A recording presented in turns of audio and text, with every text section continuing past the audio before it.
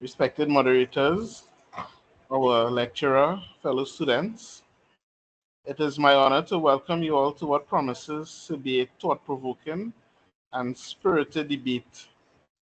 Today's motion is Men Make Better Leaders Than Women.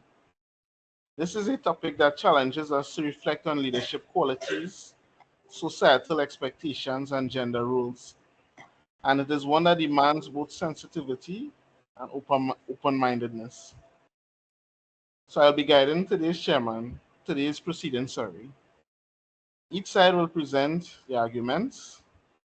The proposition will defend the idea that men are superior leaders, while the opposition will argue that leadership is not determined by gender.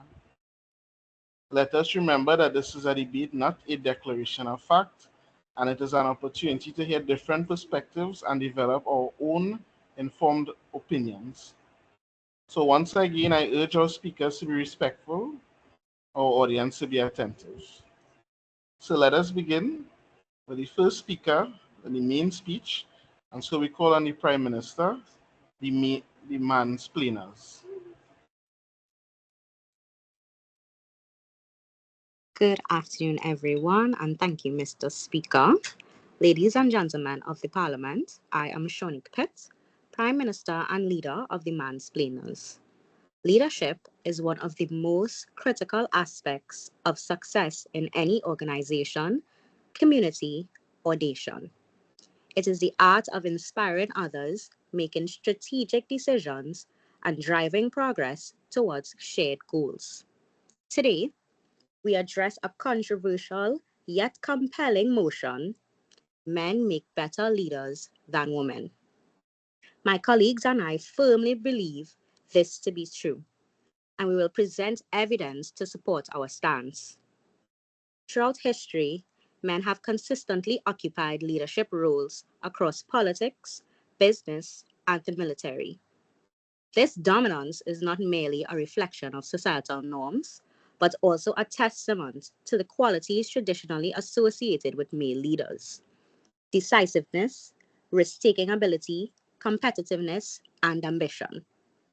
These qualities enable men to confront challenges head on, make difficult decisions under pressure, and lead teams effectively.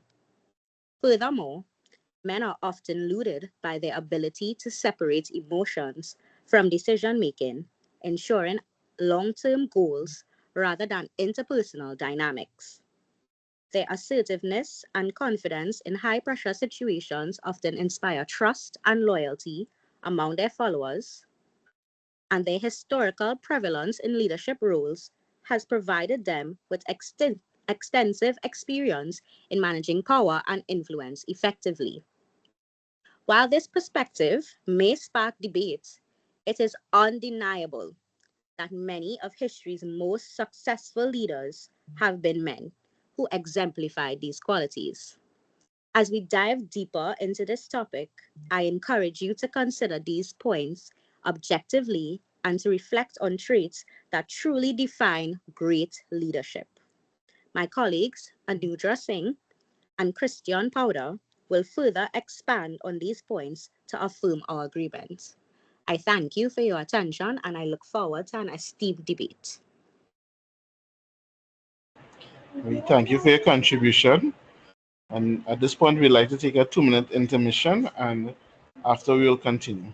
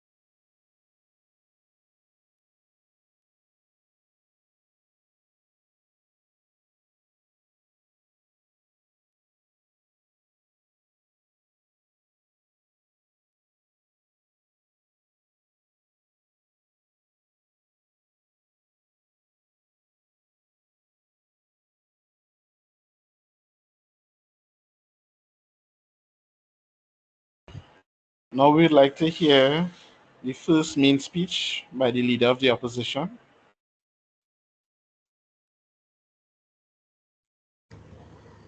Okay. Good evening, everyone. Mr. Speaker and members of Parliament. I'm Leandra Maris and the opposition leader.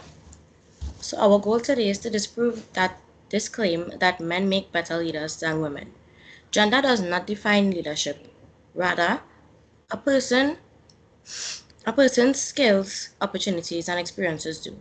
Women have the same leadership skills as men, and we maintain the view that a person's gender should never define the capacity for leadership. So let's prove that leadership has no bounds. Leadership qualities are not gender specific. According to an agreement with Anatmaka Vishwanath, leadership involves abilities that are not specific to any one gender, such as communication, empathy, decisiveness, and resilience. Men and women equally possess these attributes, and many women in leadership positions have demonstrated this time and time again. Capability, not gender, is what makes a leader. Women have proven leaderships in challenging environments. Women have flourished in leadership positions in a variety of fields, frequently in demanding settings. Women may successfully negotiate difficult political and social circumstances, lead during crisis, and withstand pressure, as seen by leaders like Margaret Thatcher and Jacinda Ardern. Bias and stereotypes skew perception of leadership. Our perception of who can be a successful leader is biased by culture stereotypes that tend to link leadership qualities that are traditionally seen as masculine, such as decisiveness and assertiveness. However, this perception ignores the leadership potential in women, as women are frequently criticized more severely for exhibiting the same leadership traits that men are commended for. The power of gender diversity in leadership. Diverse viewpoints, including those of men and women, are beneficial to leadership teams. Gender diverse leadership teams routinely perform better and make better judgments according to research.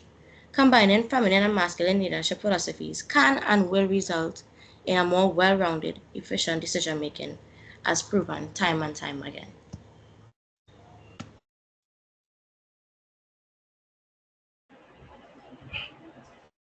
Leader of the opposition, we thank you for your comments. And let's take a 2 minute intermission and then we will continue.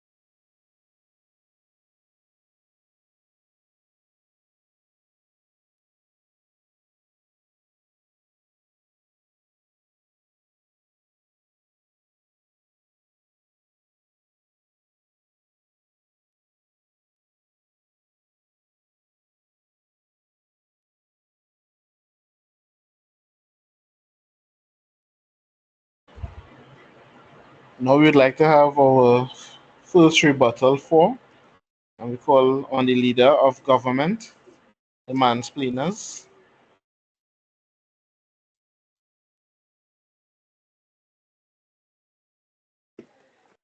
Thank you. Good evening, everyone. I am Anuradha Singh, the leader of government. I've divided my talk into two main points. To begin with, I'd like to make mention of my first point that biological and psychological traits favor men in leadership. Human evolutionary psychology provides us with sophisticated explanations on how men dominate, compete, and tend to take high risks, and those are their defining indicators of successfully leading something. Judge et al. 2002 in the Journal of Applied Psychology shows that men, relative to women, have higher scores in the traits of dominance and assertiveness, two crucial factors when determining the occurrence of leadership. My second point is that men have historically outperformed in leadership arenas. From the wartime leadership of Winston Churchill to the corporate innovations of Elon Musk, male leaders have sufficiently proved their ability to endure high pressure, high stakes situations and successfully perform in almost all major sectors of politics and finance, technology, and defense.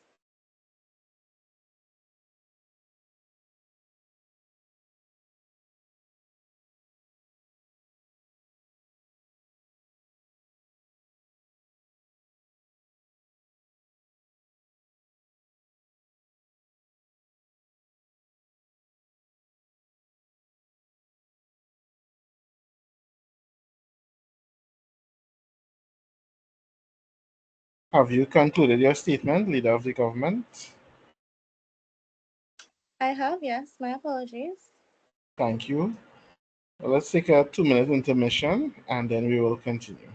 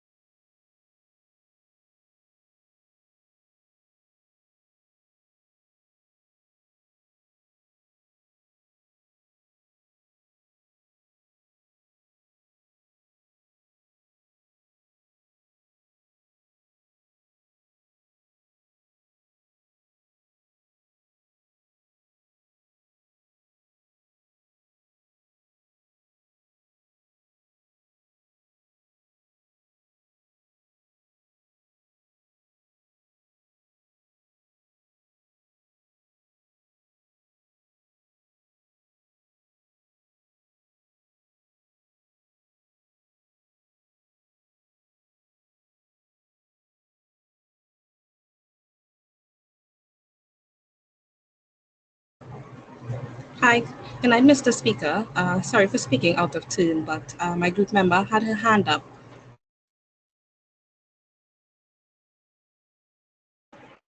Yes, so hand was recognized and we will take it as soon as the intermission is over. Thank you.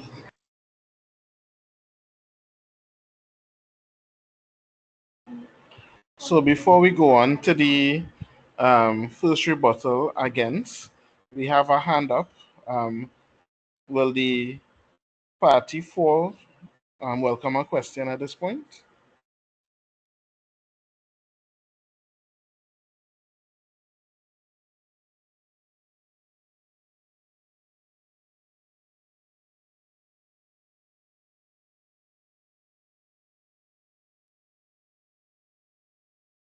You'll be given a minute to respond. Hi, Mr. Speaker. Yes, we will entertain a question. Okay, proceed. Apologies for the delay.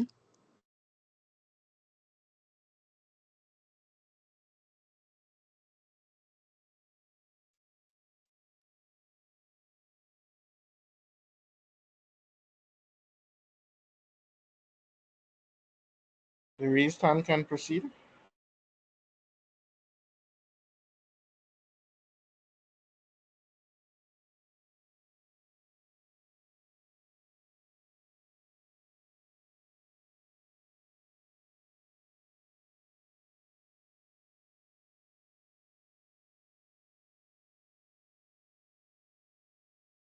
Okay, it seems as if they changed their mind. So let's have the first rebuttal against, and we call on the Deputy Speaker of the House of Representatives to proceed.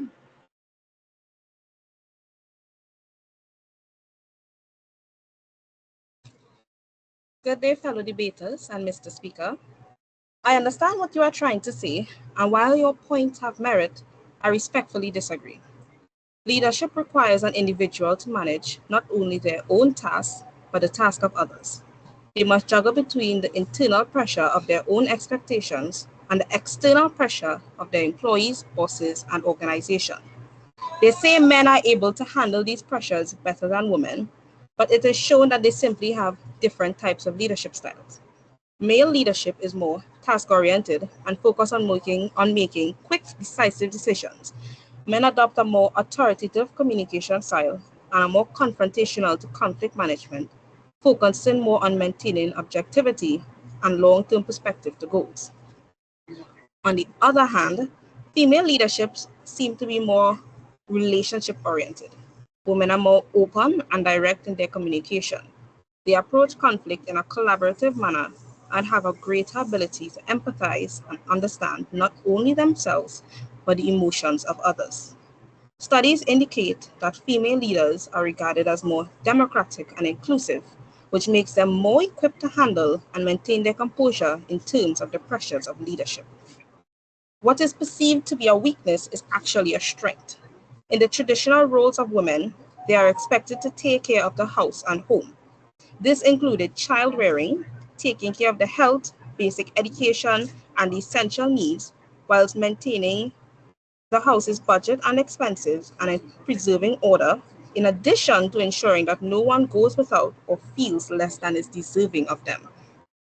These roles translate well into leadership, as it shows that women can not only multitask, but they work well under pressure and are able to manage and maintain a group setting without jeopardizing the individual.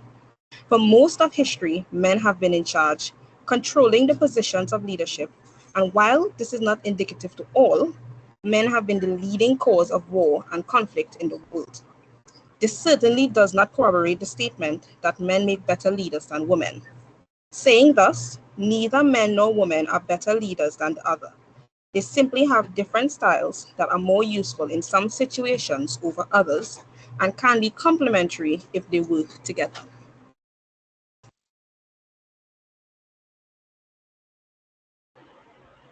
We thank you for your contribution. So we take a 2 minute intermission and then we will continue.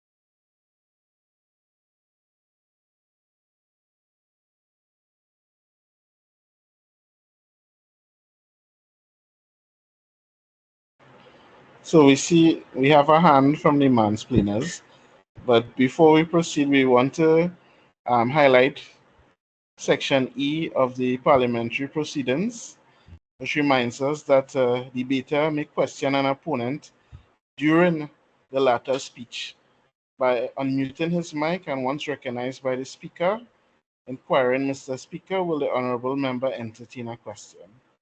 If the honorable member agrees to consider the question may be posed. Otherwise, the questioner must resume his or her seat. So just be reminded and be guided accordingly. So we would facilitate the question this one time. If the group to answer will facilitate it. Yes, we'd entertain the question. Okay, please proceed. Thank you, Mr. Speaker, and thank you for allowing us to pose a question at this time. The first speaker for against would have indicated that women essentially are better leaders as they work with their team as opposed to men. Is it that we are saying if men are genuinely more competitive and assertive in leadership roles, that we believe that this has no advantage in high pressure or high stake environments like politics, the military, or corporate leadership?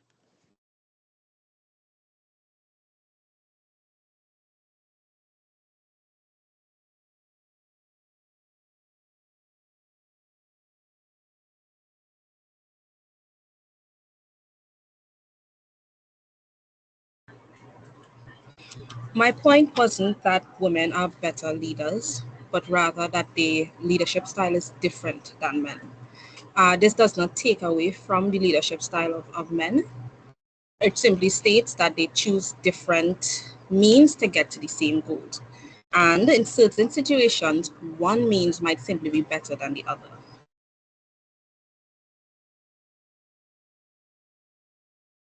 This does not add or take away from either one. Thank you for your response. But are we saying that in terms of high stake environments, that the type of leadership style that a woman leader would bring to the table is more effective to the type of leadership style that a male leader would bring to the table? Is the question that I'm posing.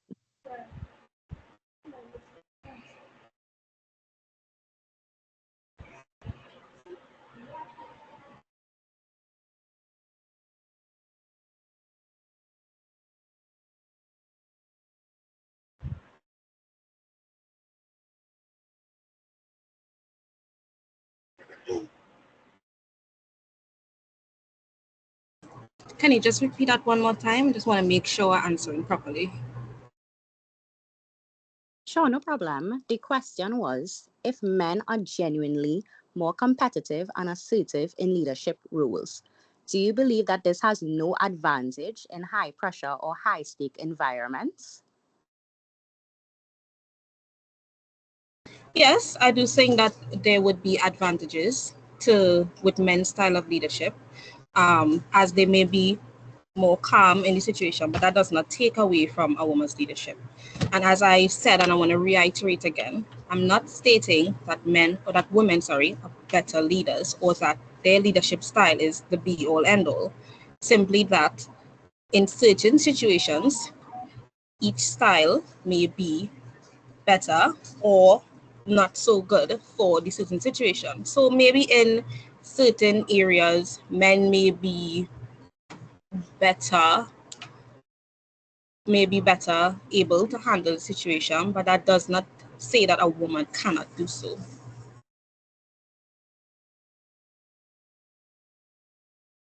Thank you for your response. Is it okay that I pose a follow-up question? Please. If men and women are equally capable in leadership, why do people often react differently to assertiveness, as you would have just mentioned? Doesn't this indicate a gender-based development explanation? There has always been traditional rules between men and women. As to why this developed, I cannot say. women have been put down throughout society constantly and forced into a situation, to a box where they can't assert any form of leadership. Or if they do, it's sort of micro leaderships in their homes or amongst the families. But sorry, can I just repeat the question then? Sure, no problem. My question is, if we are saying that men and women are equally capable in leadership, why do people often react differently to assertiveness in men versus women in leadership? And does this not indicate gender based behavioral expectations? Because what you're basically saying is that in some circumstances, men do make better leaders than women. Men are always and will always try to exert dominance in any situation. That's part of their makeup. That does not mean that they're better for the circumstance that they are in. It simply means that they wish to lead it. There are many cases where a man will be put into a situation and he cannot lead it better than a woman. Let's say there's a company where the leader is a man and the vice leader is a woman.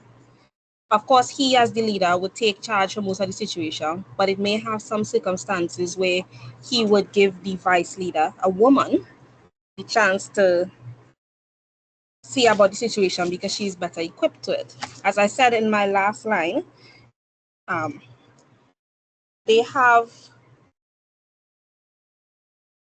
are better, different styles of leadership, and some situations you would need one person over the other, but it's better if they work together. Not lesser or more than, but together. Thank you, members. At this point, we'd like to proceed to the second rebuttal for, and we call on the Deputy Leader of Government, the mansplainers. Thank you, Mr. Speaker, and a pleasant good night to everybody. In the capacity of the Proposition Second Speaker, I am here to advocate for a position which combines biology, psychology, history, and sociology to claim that a balance of evidence indicates that men have a greater inclination towards leadership. As for previous points, biological and psychological factors prefer men to be in charge. From the standpoint of evolutionary psychology, we have traits such as dominance, being assertive, risk-taking, and competition, which with greater probabilities are in men. These are not mere behaviors. These are the result of biological adaptations over countless years of society functioning as hunters, protectors, and warriors. These rules would require decision-making, control, and leadership under extreme pressure. And yes, while society has progressed, so has the requirement of these traits during leadership, especially during crisis or high-stake environments. Judge et al. Studied the predictive factors of leadership emerging in their findings published in the Journal of Applied Psychology, argued how men scored higher on dominance and assertiveness, two important traits indicative of leadership emergence. These characteristics are not sudden acquisitions. They take time to develop across many generations. To discount these biological factors is to dismiss the truths.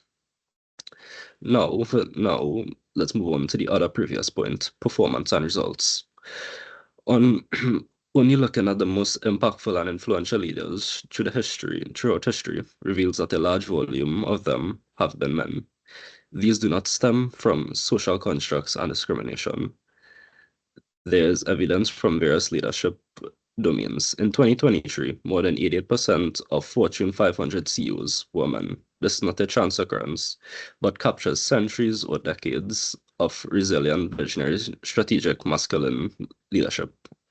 Men have consistently demonstrated extraordinary, bold decisiveness in high-pressure situations that intellectuals typically think as the sole remain of their cool steel reasoning, exemplified by wartime British Prime Minister Winston Churchill's and current CEO of SpaceX and Tesla, Elon Musk. Excuse. Yes. We have a hand. from the opposing side. Will you take it now? Would it be okay to take it after? Um, no, it's either you take it now or you don't. So you don't have to take it.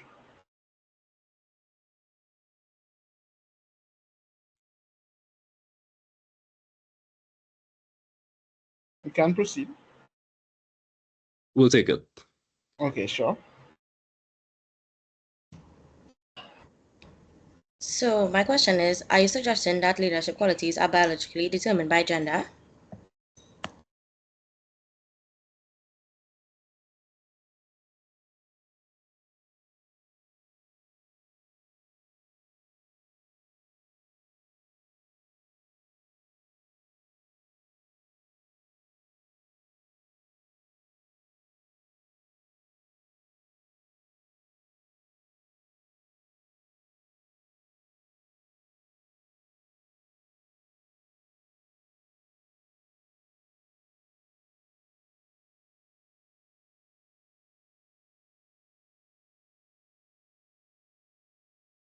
I would agree with that. Well, basically for me, I would agree with that situation.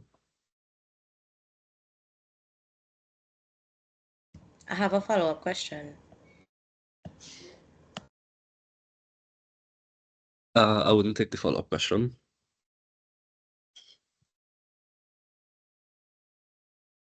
Okay, you may proceed, Deputy Leader of the government. And coming to the conclusion, I would like to ask this question. Why are men so dominant across generations, across domains, be it politics, finance, tech, or defense? The answer is simple. They have proven their ability to lead time and time again. Thank you.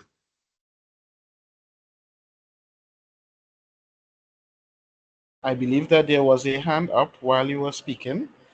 So would you be taking the question?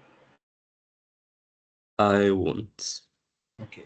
Thank you for your contribution. And we will take a 2 minutes intermission at this time.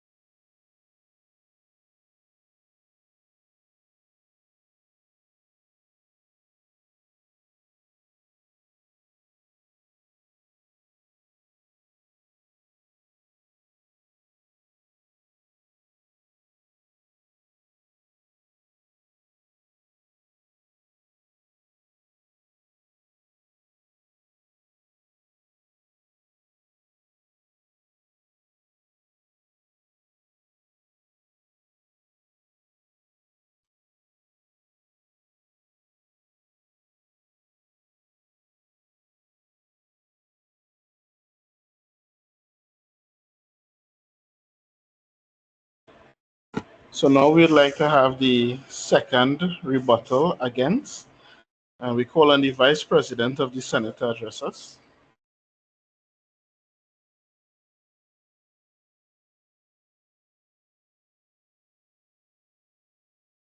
Good afternoon, Mr. Speaker, and everyone, ladies and gentlemen.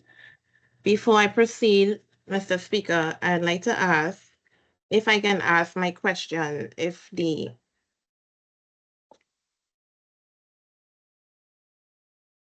team four would accept a question from us. Are you starting the second? Is it that your second rebuttal is starting with a question?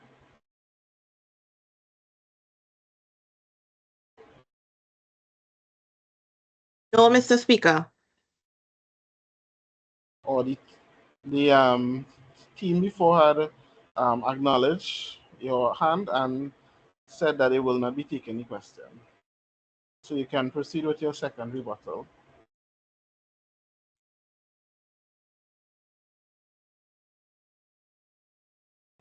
Thank you, Mr. Speaker.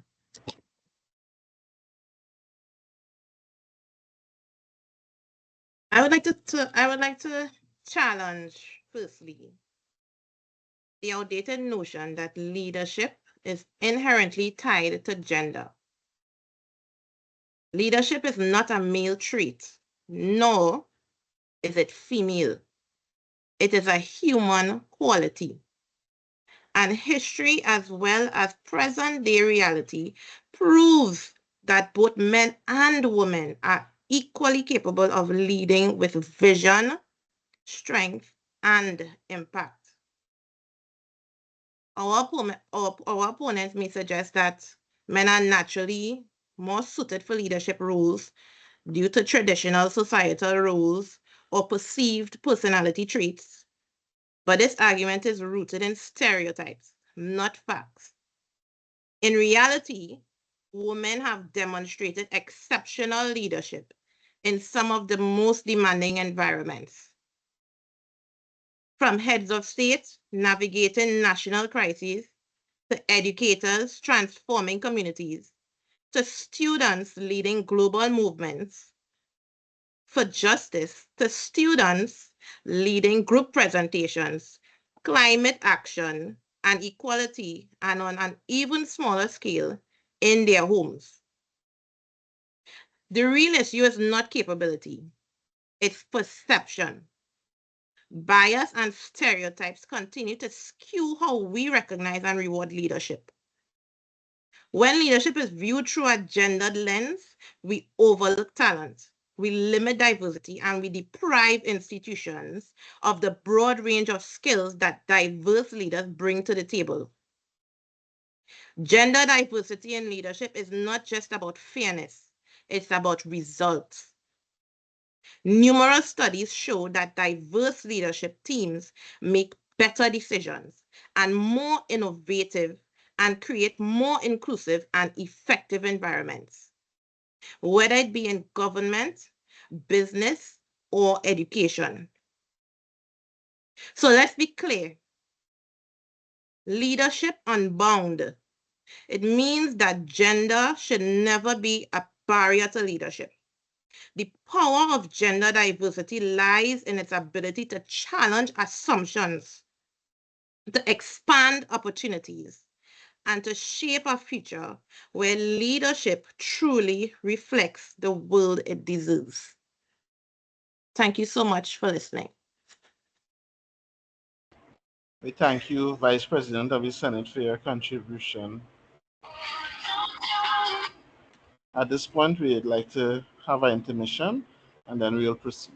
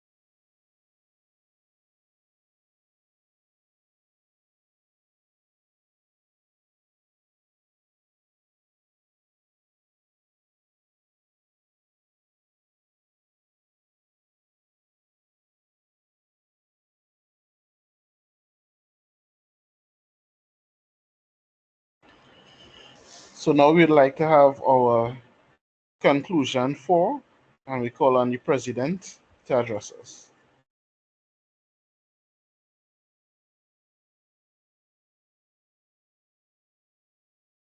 Hi, good night, everyone.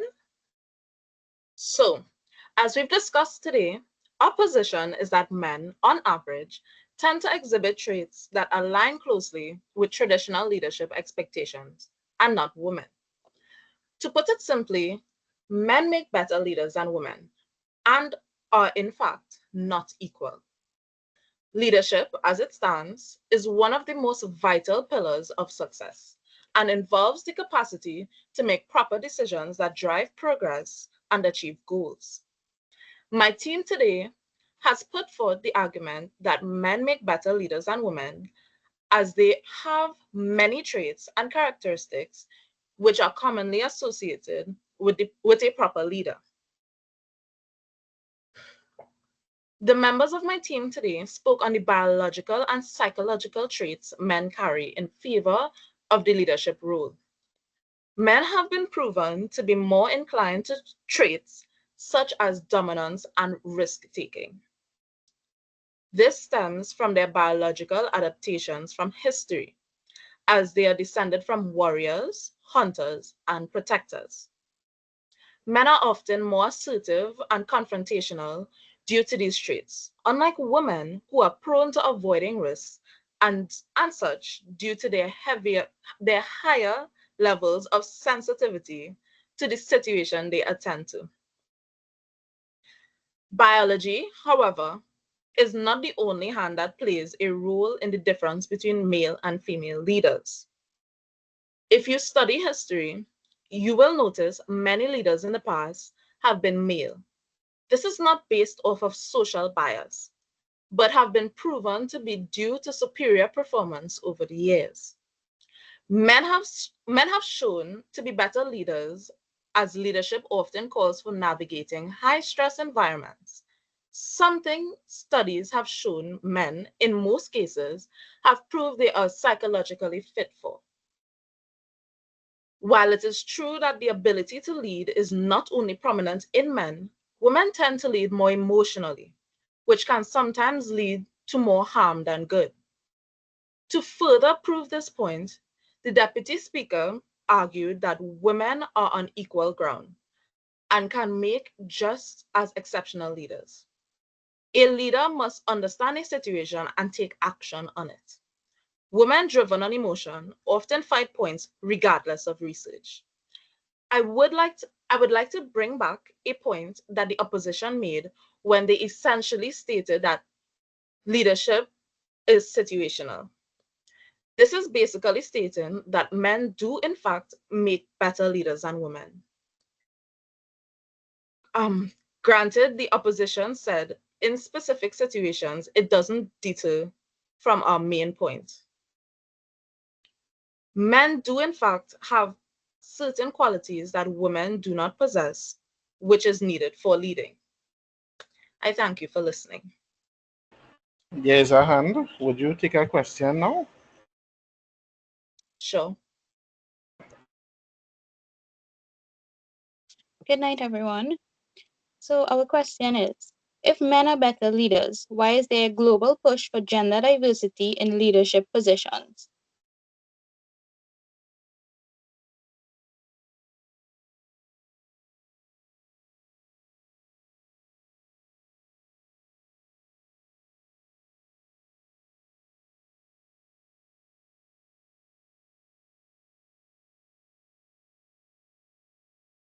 This is because women want to lead, but that doesn't take away from the fact that men are simply better suited.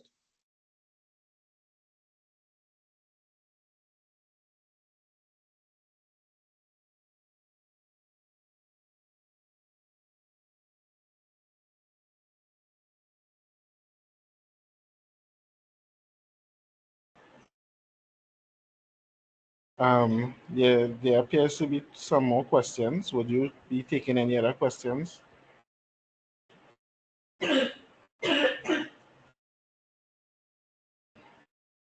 Madam President?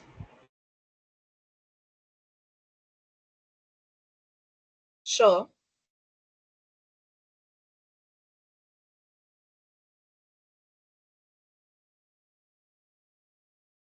Good afternoon again, Senate. I would just like to ask the question. This is pertaining to Mr. Powder's previous contribution. And our question is,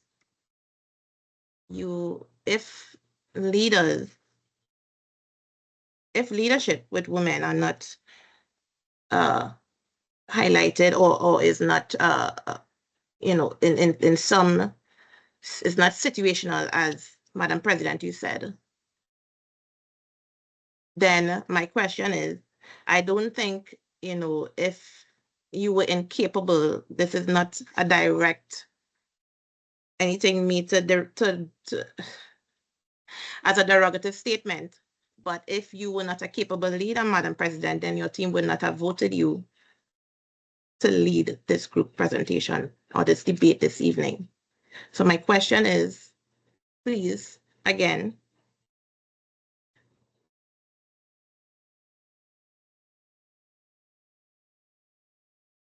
forgive the delay. I was a little distracted there. I have some technical difficulties.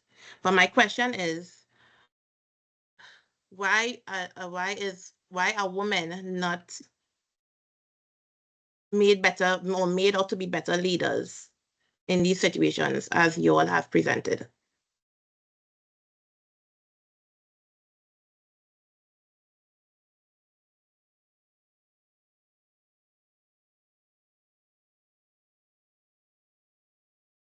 Hi. I would like to ask, what exactly is your question? You seem to be rambling a bit, so if you can repose your question, that would be greatly appreciated. Yes. Let me rephrase it. If men make better leaders, then how do you explain you being voted into the position that you are in now for this specific debate?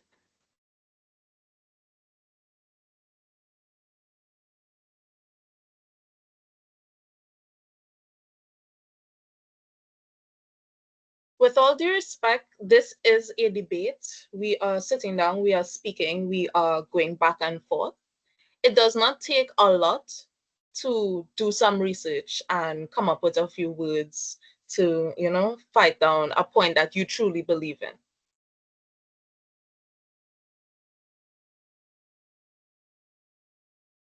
Thank you for your contribution. We now take a brief intermission and we will continue after.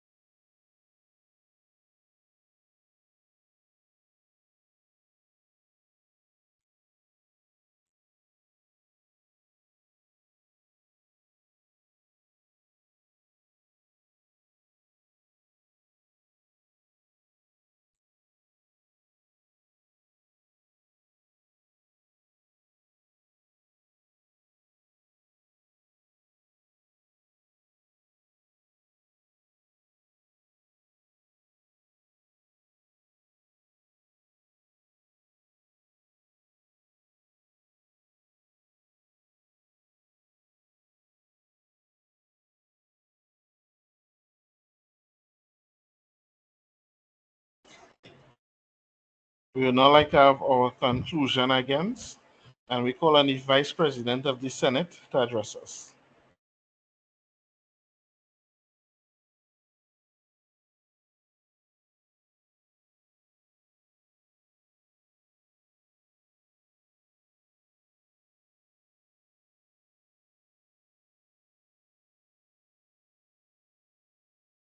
Good afternoon again, everyone. Mr. Speaker,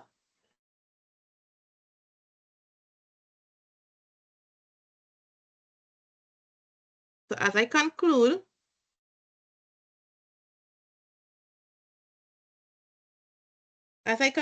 I would just like to allude back to the response from the President of the Senate and her response to my previous question. I would like to start off by saying I hope with her response that she is not, it seems as though she's not taking this debate seriously, and it would contradict their argument as well as ours. So I hope that that is not the case. Additionally, in my conclusion, I'd like to state that the idea that men are inherently better leaders than women is not outdated. It's also inaccurate. Leadership qualities are not gender-specific. Traits like vision, resilience, empathy, communication, and integrity are human qualities, not male or female traits. Both men and women can possess and develop them equally. Women have consistently proven their ability to lead, especially in high-pressure and complex environments, from running countries during global crises to leading multinational corporations. These successes are not isolated incidents, but evidence of capability when given the opportunity. The belief that men are better leaders is often rooted in bias and stereotypes, not in fact.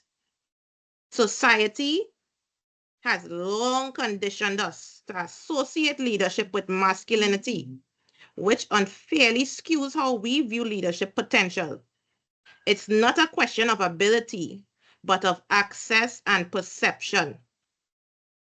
Finally, gender diversity in leadership isn't just a social goal, it's a proven strength.